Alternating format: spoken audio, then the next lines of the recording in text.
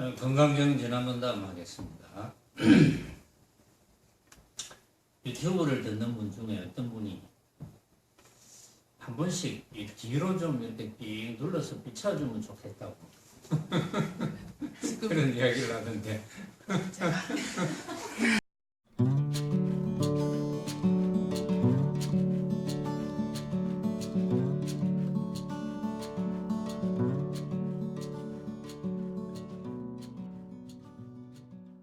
지난 시간에는 육도송에 대해서 이야기를 했습니다.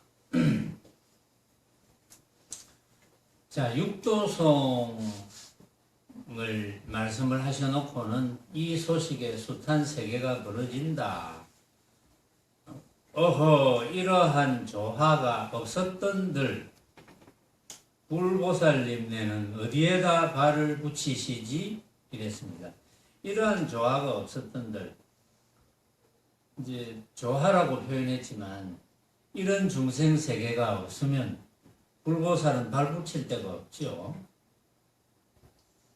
그래놓고 히히 머리 없는 쇠소의 혓바닥이 설법을 하네 이랬습니다. 무슨 뜻인지 알겠습니까? 머리 없는 쇠소, 머리 없는 쇠소의 혓바닥이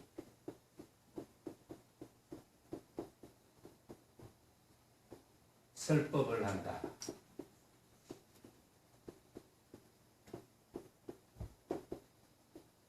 설법을 하네, 설법을 하네. 머리 없는 쇠소의 혓바닥이 설법을 하네.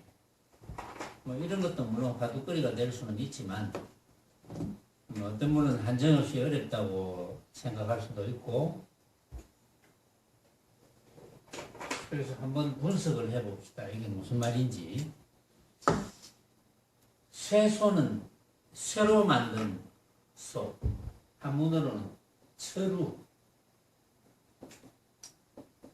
쇠철자, 철우, 철우, 쇠소, 쇠로 만든 철자. 머리 없는 쇠로 만든 소, 머리 없는 쇠로 만든 소의 혓바닥이 설법을 한다고.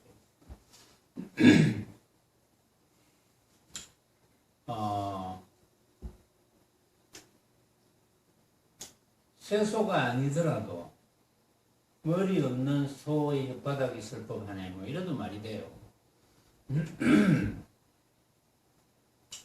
또 뭐 쇠소가 아니더라도 머리 없는 놈이 설법을 하네. 머리 없는 놈이 설법은 할 수 있지. 머리 없는 놈의 혓바닥이. 머리가 없는데 혓바닥이 있겠습니까? 없겠죠. 그렇죠. 또 머리 없는데 혓바닥이 있을 수가 없고, 또 새로 만든 소가 혓바닥이 설법을 할 리가 없고, 그냥 소는 음매이라면 설법할 수도 있는데,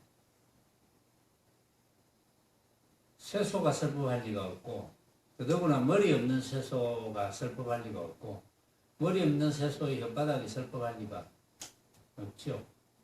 이게 뭘 의미하겠습니까? 머리 없는 쇠소의 혓바닥이 설법을 하네.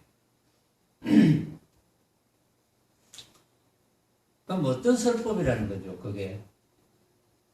머리 없는 쇠소의 혓바닥의 설법은 어떤 설법이겠습니까? 이름뿐인 설법이겠죠. 그렇죠? 이름뿐인 설법. 이름뿐인 설법이 불법이죠. 이름뿐인 설법. 그것이 불법입니다. 설법은 이제 법을 설한다 이렇게 되어 있는데, 법을 설한다, 부처님 법을 설한다. 부처님 법을 설하는 게 될 수가 있을까요? 부처님 법을 설하는 게. 부처님 법이 이제 여러분의 참법일 수 있거든요. 모습으로 벌어지는 것은 전부 가짜법. 진짜 법은 하나밖에 없죠. 여러분들이 제 이야기를 들을 줄 아는 그것만이 참법입니다. 오리라, 마음이라 하고, 부처라. 그거 하나만 참법, 진짜라 이거지, 진짜. 나머지는 전부 가짜고, 참법, 이렇게 이야기하니까. 진짜 이러면 이제 더 쉽죠. 진짜법, 가짜법. 모습은 전부 가짜법입니다. 가짜법인 이유를 이제 알겠죠. 모습은 전부 가짜법입니다. 왜냐하면 우리가 생각으로 만드니까, 각자가 만드니까 진짜가 있을 수 없어. 각자가 만드니까 우린 진짜를 볼 수가 없어요. 각자가 만들어버리니까. 각자가 생각으로 만드니까. 그건 진짜가 있을 수가 없어. 다 다르거든. 그러니까 가짜지. 모양은 이제 보이는데, 모양은 느껴지는데, 보이고, 들리고, 맛 보이고, 감촉을 느껴지고, 기타 등등. 온갖 모양은 우리가 느껴지는데, 느껴지는 그것이 같지 않다. 다 다르다. 그래서 느껴지는 그것은 진짜가 있을 수 없다. 그런데 우리가 갈등을 느끼는 것은, 싸우는 것은 느껴지는 그것이 진짜라고 착각하기 때문에. 착각만 하면 안 싸웁니다. 그렇죠? 아이고, 가짜인데, 가짜를 가지고 싸우는 그런 어리석은 사람들이 있겠습니까? 진짜인 줄 아니까 싸우지. 그러니까 가짜인 줄 알면 안 싸우죠. 근데 우리는 이 사바세계는 전부 모습을 진짜로 믿고 이제 사는 사람들만 싸우는 거예요. 모습을 진짜로 믿고 산 세월이 여러분들도 제법 길었죠. 모습을 진짜로 믿고 산 세월이 길었잖아요. 근데 이제 법문을 듣고, 세상성 법문을 듣고는, 그렇구나. 내가 그동안 헛살았구나. 내가 그동안 쓸데없는데 히히닥거리고, 쓸데없는데 슬퍼하고, 쓸데없는 것 가지고 욕심을 부리고, 그랬구나. 가짜가 진짜인 줄 알고 그랬구나. 그걸 이제 알게 된 거예요. 이 가짜인 줄 알면은 마음이 편할 수밖에 없죠. 왜냐하면 당연히 집착 안 할 거니까. 가짜인 줄 알면은 내가 이제 우리가 모습을 구해서 써야 됩니다. 배고프면 먹어야 되잖아요. 응? 예를 들어서 내가 지금 배가 고픈데 돈도 있어. 근데 먹어야 되는 대상이 그 모습인데 그 가짜인데 가짜를 먹을 필요가 뭐 있노? 이렇게 이야기하면 공부를 잘못하는 거죠. 그거는 법문을 못 알아듣는 거죠. 내가 배가 고프면 먹어야 돼요. 먹어야 되는데 먹을 것을 구해야 돼. 내가 뭐 먹을까? 오늘은 뭘 먹어야지. 오늘은 소머리국밥을 먹어야 되겠다. 너무 먹고 싶어. 오늘따라 그게 막 땡겨. 그래서 이제 먹으러 갔는데 그날따라 휴무야. 근데 이제 그 먹고 싶은 심정도 사실은 가짜거든요. 이제 어떤 모습의 마음을 뺏긴 거니까. 가짜지만 배가 고픔을 느꼈으니까, 배가 고프다 해도 똑같이 배가 고파도 느끼는 정도가 다 다를 거니까 그것도 가짜거든 사실은. 그러나 나는 가짜지만 내가 느낀 거니까, 내가 느낀 그게 진짜는 아니겠지만 진짜는 아니겠지만 내가 배고픔을 느꼈으면 이제 먹어줘야 되는 거. 누구나 배고픔을 느끼면 먹잖아요. 그래서 먹으러 갔는데 문이 잠겼어. 좀 서운해. 서운함이 딱 생기면 그거는 진짜가 만들어진 거예요. 서운함이 생겼다는 거죠. 그거는 이제 화두를 놓쳤거나 새말기를 놓쳤거나 진짜가 되었으니까 그걸 구하지 못했거든. 진짜라고 착각을 일으켜서 그것을 구해야 되는데 구하지 못했다. 그래서 서운하다. 그럼 진짜라고 착각한 거거든요.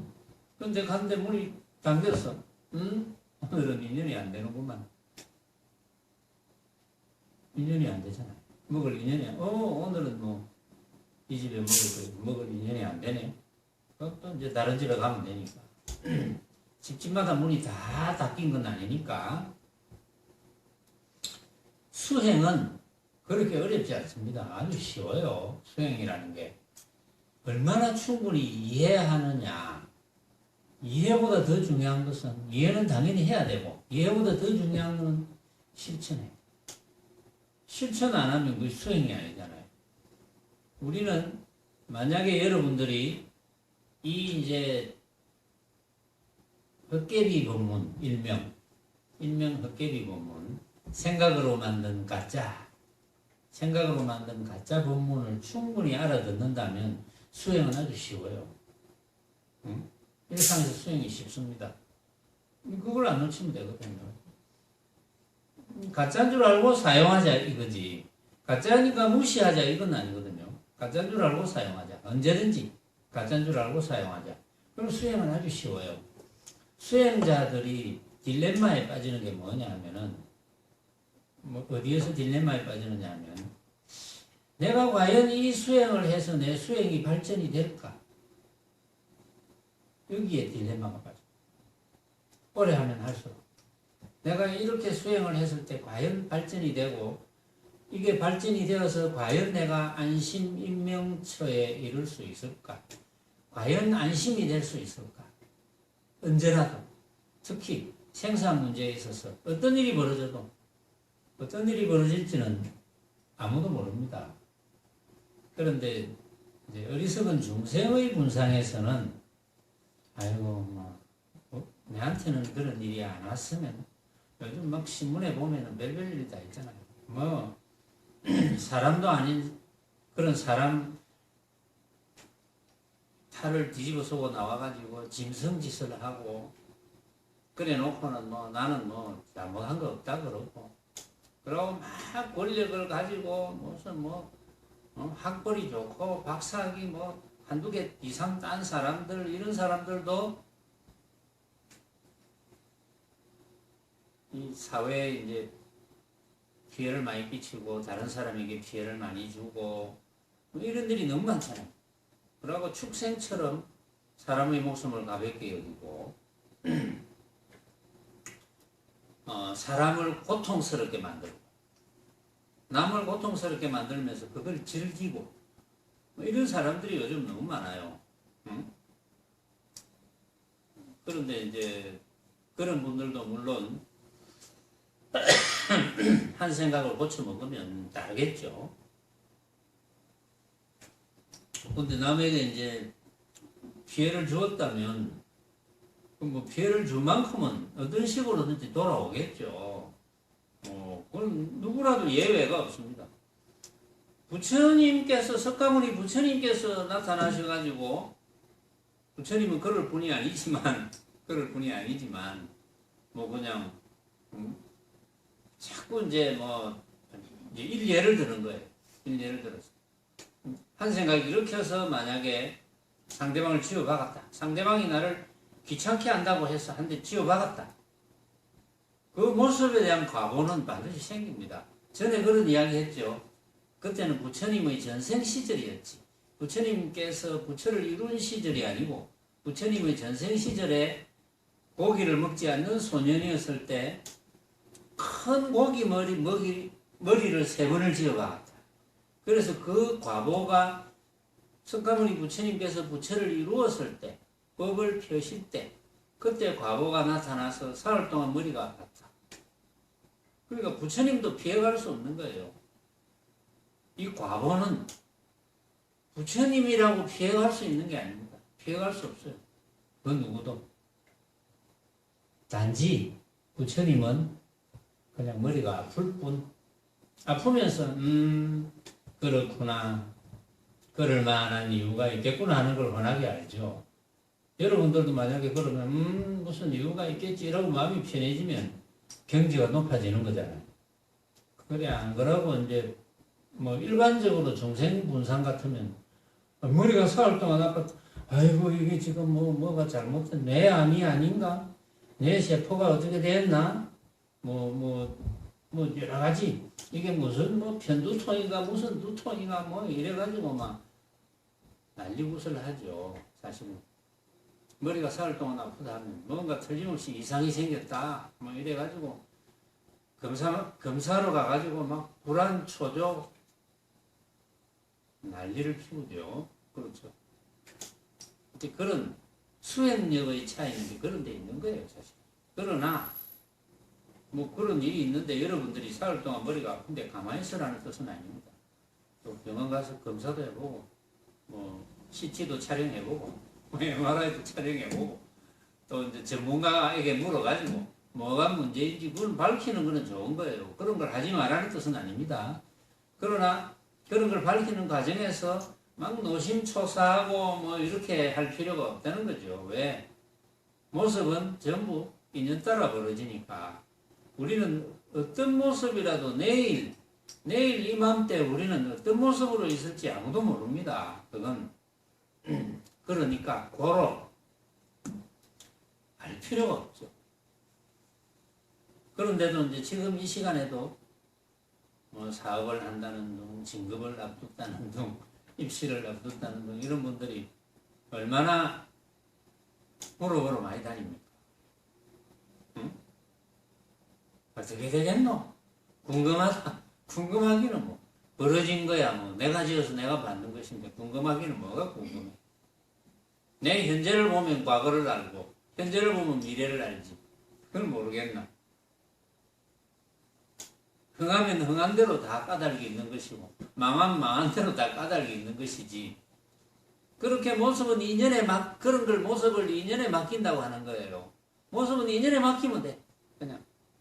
그 다음에 이제 내가 인연을 끌어다 쓰면 돼. 응? 인연을 끌어다 쓰면서 모습이 허망한 줄 알고 끌어다 써야 돼요.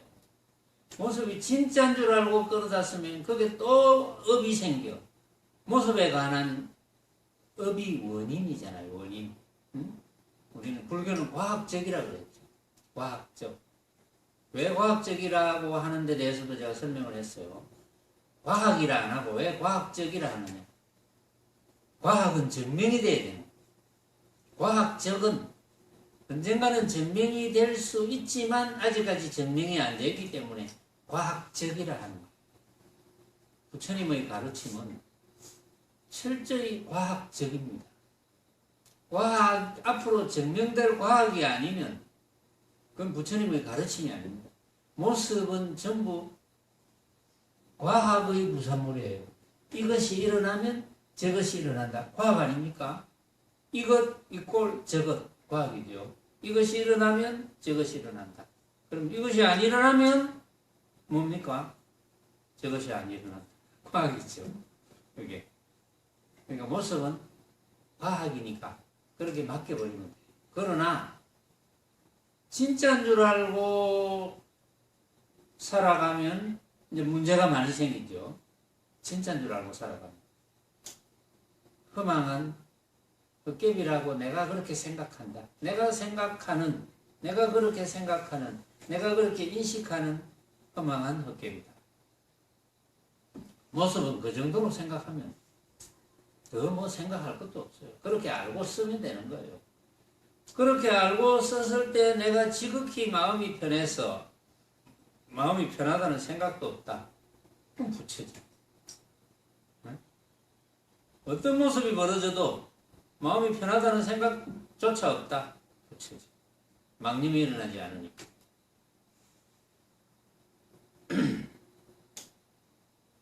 그래서 이제 본래 다 그렇게 부처의 행을 할 수가 있는데 과거에 뭐 얼마나 오랫동안인지 모르지만 이 육신을 가지고 여러분들이 현재의 육신을 가지고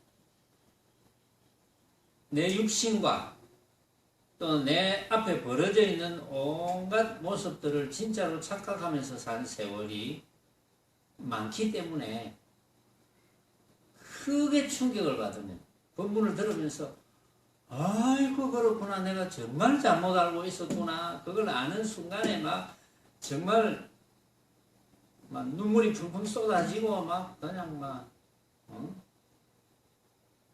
춤이 저절로 막 나오고 춤춘다고 돌아다니고 난리고 너무 좋아서 펄펄 뛴다든지 그게 감격이잖아요. 느낌에 대한 감격. 근데 그런 게 크면 클수록 감흥이 크니까 느낌이 크다는 거죠. 그런 느낌이. 그런 느낌은 없어지지 않습니다. 이게 허망한 헛개비구나 하는 느낌은 없어지지 않아요.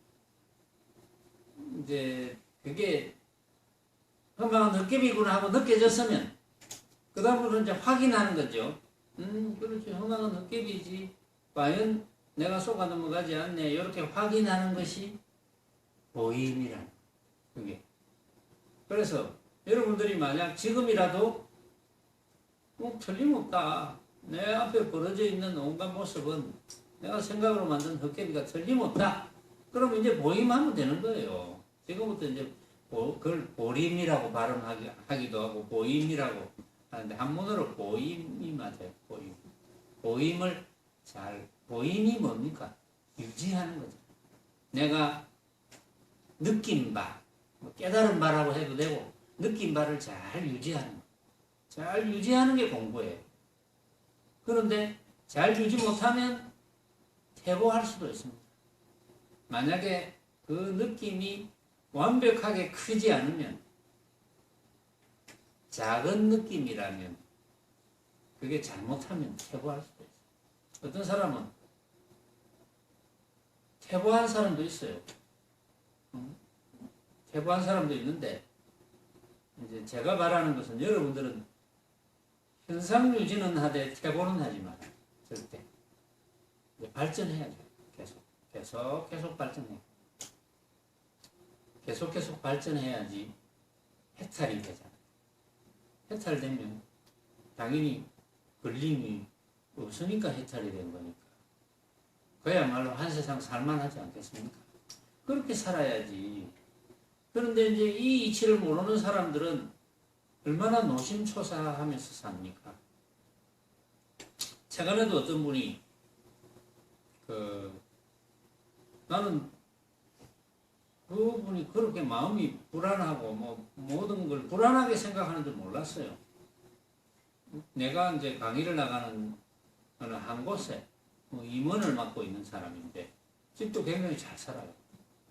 쉽게 말해서 아주 비싼 차도 몰고 다니고 이런 사람인데 임원도 맡고 사람도 평상시에 성품도 착하고 이런 분인데 어찌 이렇게 자꾸 검사를 하다가 내가 이제 이번에 우연히 전시작품을 가지고 이제 설명을 해주게 됐는데 불자 손 들어보세요. 절에 다니는 분들이 많더라고. 그래서 절에 다니는 분들 중에는 화엄경기절을 쓰세요. 쓸래요? 쓰겠다.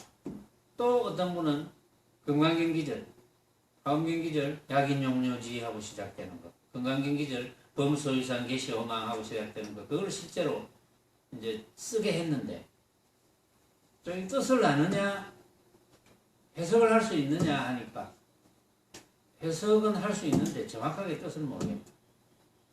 법문은 들은다. 그래서 제가 이제 두 번을 이제 그걸 쓰는 사람이 한 두 사람 이렇게 있으니까 이제 그분들을 인연을 심어줄 수 있는 절호의 찬스입니다. 그래가지고 약인용료지를 약인용료지 3세 일체불 인간법 개성 일체유심조를 번역을 조목조목 번역을 해가지고 이게 무슨 뜻이냐 이건 이러한 뜻이고 그러고 결국은 일체유심조 왜 일체유심조냐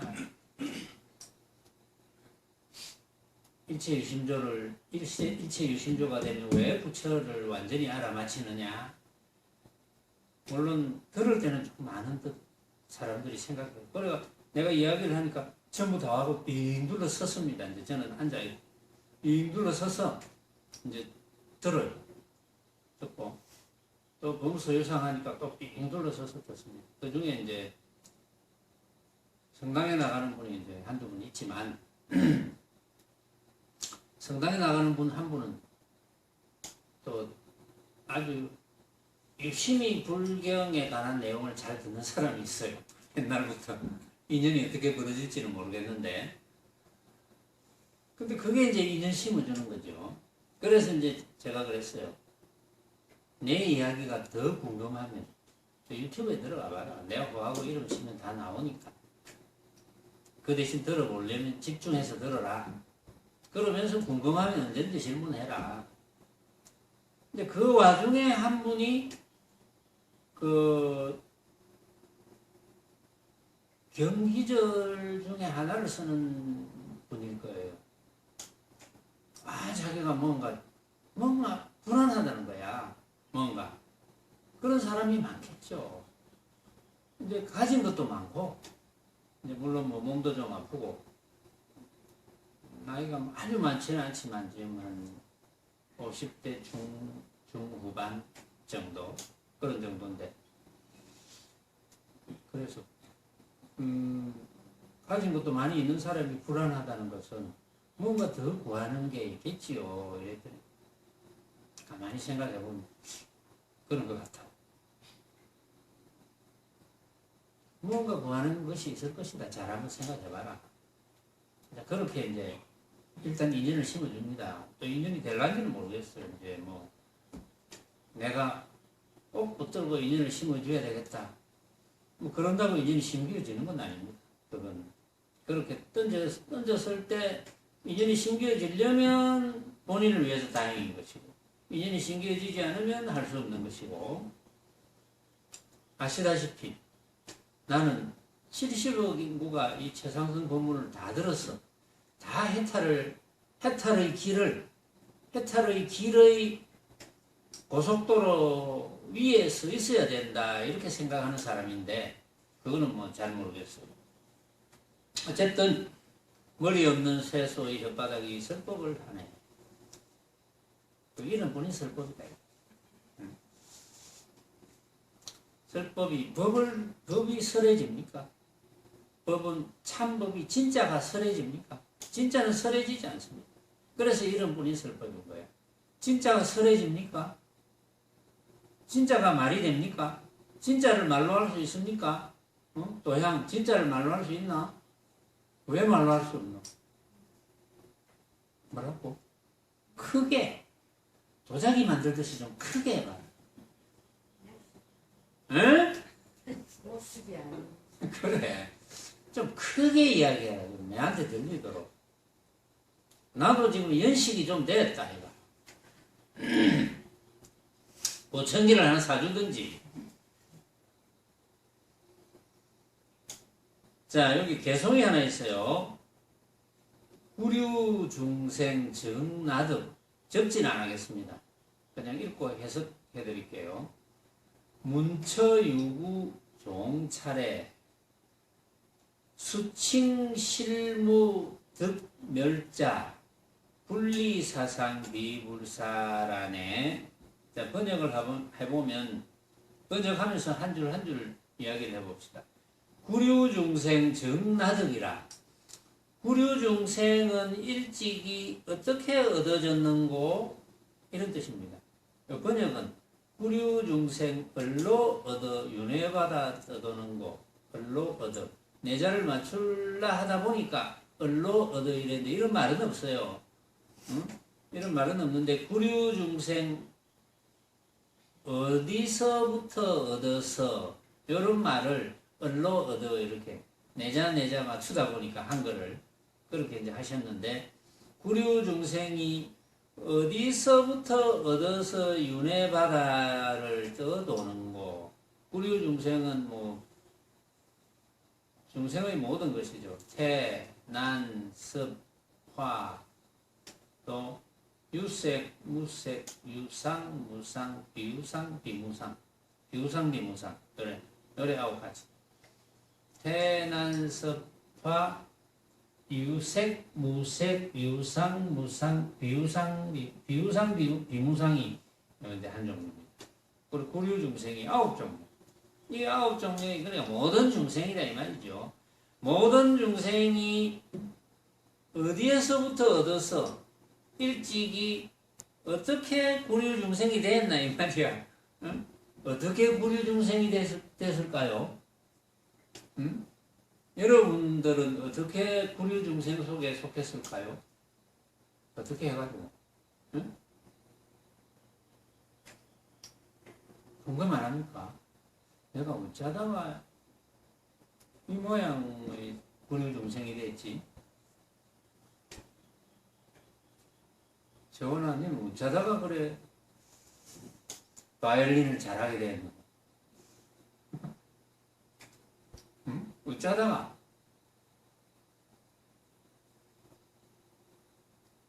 뭐 이유가 있겠죠. 그 모양으로 태어난 게 이유가 있겠지. 그 이야기입니다. 어쩌다가? 그러면 이제 내가 또 질문을 하면 누가 세원이니를 그래 만들었겠나? 물론 뭐 우리가 생물학적으로 따지면 엄마 아버지가 그래 만들었는 거지. 엄마 아버지가 그래 만들었는데 응? 엄마 아버지가 그래 만들어도 엄마 아버지 생물학적으로는 이제 어머니 아버지의 힘을 빌어서 엄마의 태속을 빌어서 낳는데 근데 어릴 때 태어나가지고 계속해서 물론 이제 부모님의 케어도 있고 본인의 생각도 있고 이렇게 해서 지금까지 그만큼 자랐단 말이야 지금. 어떻게 그러면 엄마 아버지의 태를 빌어서 그런 구류 중생으로 낳는데 어떻게 해서 그렇게 구류 중생이 났을까? 단지 엄마 아버지의 힘을 빌은 그거밖에 없을까? 응? 그건 아니다고 했으니까 결국은 뭡니까? 결국은 본인이 한 생각을 일으켜서 그런 거예요. 본인의 망념 때문에. 본인의 망념들이 이제 이걸 조금 더 구체적으로 알아듣기 쉽게 이야기하면 이제 유식도리로 치면은 제8 아레아식의 무명업식이죠. 무명업식의 제8 아레아식의 그동안 내가 분별 망상해 놓은 것, 온갖 망념을 일으켜 놓은 것이 저장이 됐거든. 그 저장이 된 것이 꼭 땅속에 꽃씨를 저장한 것처럼. 그래서 저장이 되었기 때문에 함장식이라 하거든요. 꼭 땅속에 꽃씨를 심어 놓아도 그게 그냥 납니까? 그냥 안 나잖아요. 조건이 되어야 나거든요. 꽃씨를 심어 놓아도 거기에 온도와 습도와 또 기간이 딱 돼야지 싹이 탁 올라온다. 그게 저장이 탁 되어 있다가 모습을 탁 받음으로써 그게 이제 점점 나타나기 시작합니다. 결국은 본인의 생각이죠. 본인의 망념. 스스로 일으킨 망념. 그러니까 알고 보면 모습적으로는 부모님의 특히 어머니의 태를 빌었지만 생물학적으로는 어머니의 태를 빌었지만 알고 보면 스스로가 망념을 일으킨 결과입니다. 그래서 중생의 몸을 받는 거예요. 그걸 알면은 뭘 잘해야 되겠습니까? 그걸 안다면 뭘 잘해야 됩니까? 망념을 안 일으키는 일을 잘해야지. 그렇죠. 다음 생을 결정하니까 결국은.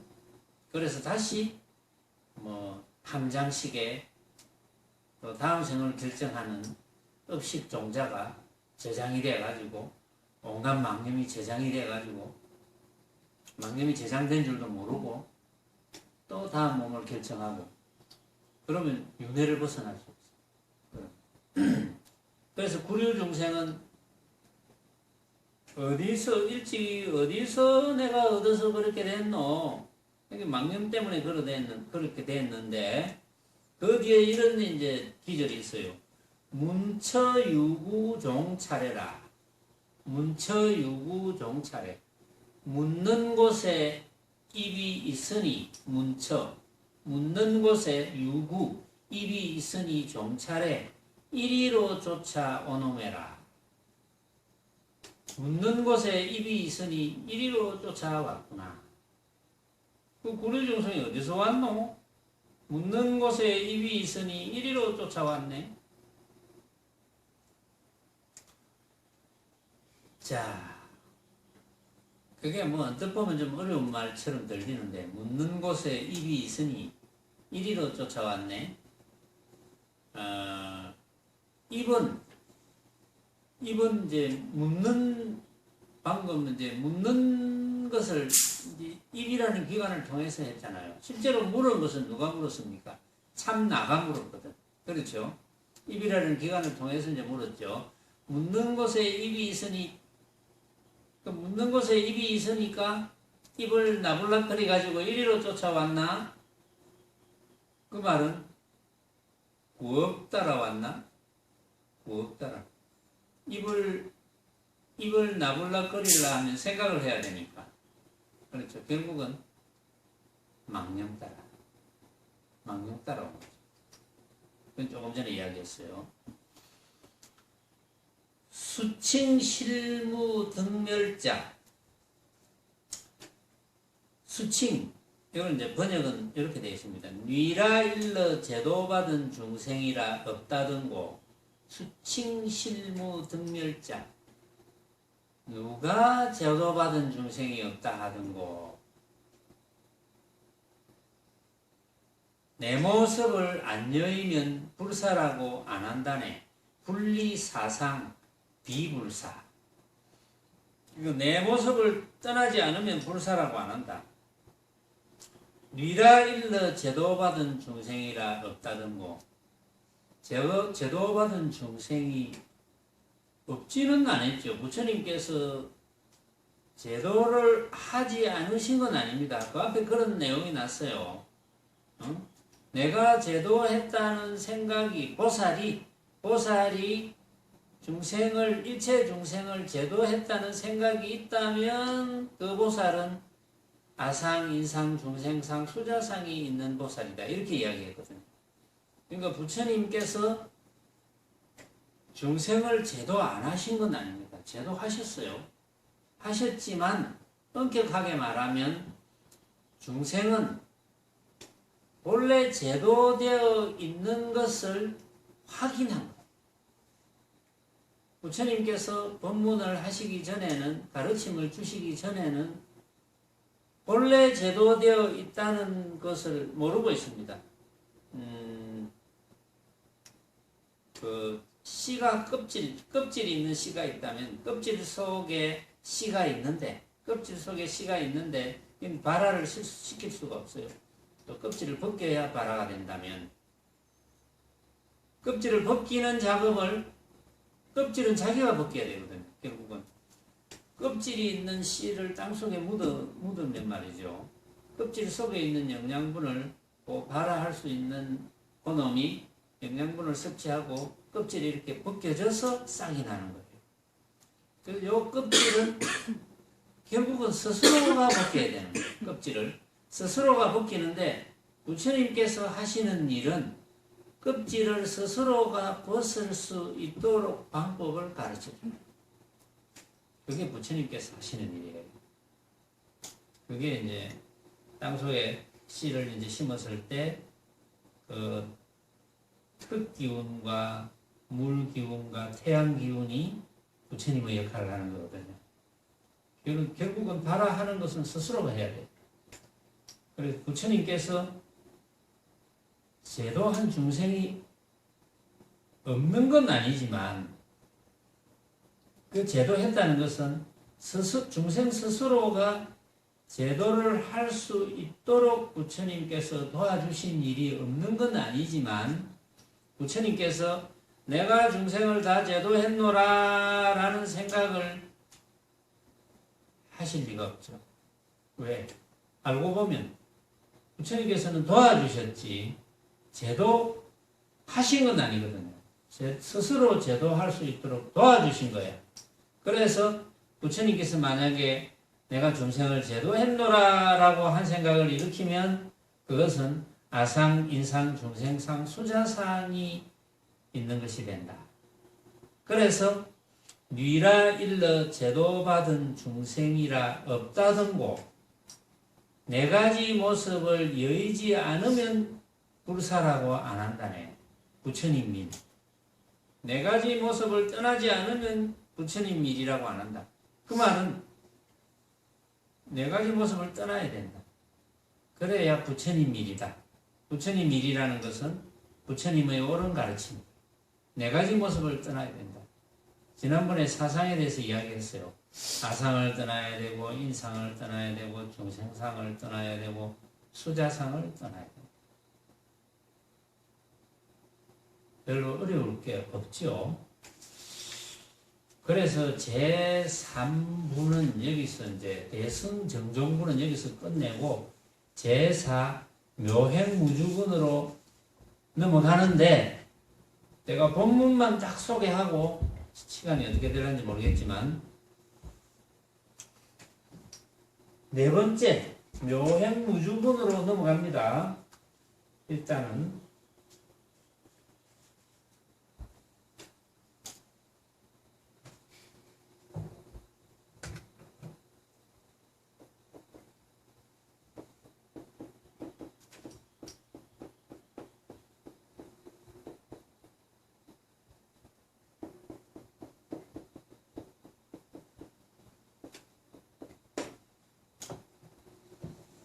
자, 번역을 한번 소개를 할게요. 다시 수보리야. 보살은 법에 응당 머무른 바 없이 보시를 할지니 이른바 빛깔에 머물지 않는 보시며 소리, 냄새, 맛, 다찔림과 요량에 머물지 않는 보시니라. 수보리야. 보살은 응당 이러히 보시하되 모습에 머물지 않을지니 무슨 까닭으로 써이냐.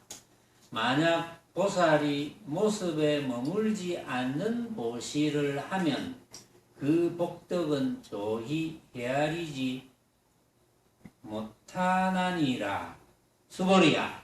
뜻에 어떠하느냐. 동방허공을 조히 헤아리겠느냐. 못하겠습니다. 세존이시여. 수보리야. 남서북방과 내 모퉁이 위아래 허공을 조히 헤아리겠느냐. 못하겠습니다. 세존이시여. 수보리야. 보살이 모습에 머물지 않는 보시는 복덕도 또다시 이와 같아서 조히 헤아리지 못하느니라. 수보리야. 보살은 다못 가르친 바와 같이 응당 머무를 지니라. 요게 전문이에요. 요게 전문인데 이게 묘행무주분의 전문이지 싶습니다. 내 생각에. 네, 그렇네요. 자, 여기에 보면은 제가 이제 숙제는 아니고 여러분들이 일주일 동안 한번 생각해 봐라. 이런 생각할 수 있는 자료를 하나 드리겠습니다. 부처님께서 수보리야. 보살은 응당 이러히 보시하되 모습에 머물지 않을지니 무슨 까닭으로 쓰이냐. 만약 보살이 모습에 머물지 않는 보시를 하면, 자, 모습에 머물지 않는 보시를 하면 그 복덕은 조히 헤아리지 못하느니라. 복덕이 헤아리지 못할 만큼 크다는 뜻이에요. 그 뒤에 보면 허공, 얼마나 허공이 크노?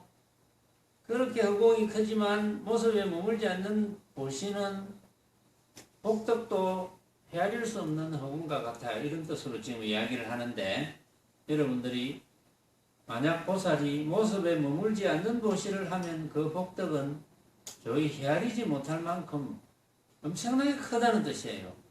왜 모습에 머물지 않는 보시를 하면 그 복덕이 그렇게 헤아리지 않을 만큼 큰지를 한번 생각해 보세요. 물론 뭐 지금도 아시는 분은 아시겠지만 저는 일주일 동안 한번 생각해 봅니다. 모습에 머무르지 않는 보시를 하면 그 복덕은 조히 헤아릴 수 없다. 너무 커서 허공보다 크다. 뭐 이런 뜻인데 오늘은 여기서 마치겠습니다.